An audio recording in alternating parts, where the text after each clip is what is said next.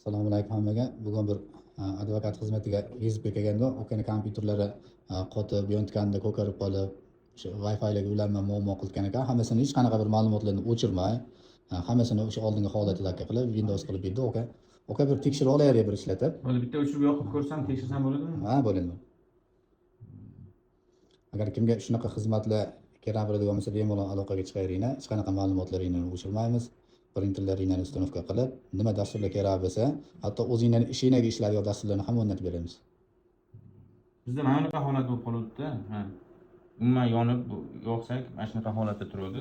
Keyin ba'zida mana bunaqa holat bo'lib qolyapti. Endi o'zimiz texnikani tushunmaganimiz uchun chaqirdik. Katta rahmat.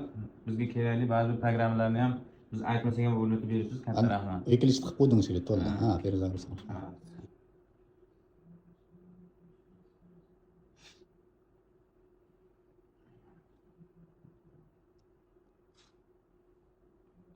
Yonishlari ham yaxshi tez yonadi. Oxirgi Windows bosib qo'ydim umrda. Nima programma o'rnatsangiz muammo qilmaydi. ChatGPT'larni o'rnatib qo'yibsiz-a? O'zi kerakli narsa edi. Mana o'sha ChatGPT bilan o'rnatib qo'yganmiz mana shaylarga. Bo'ldi, rahmat. O'ka xizmatlardan mamnunmisiz? Ha, gapsiz. Salomat bo'ling.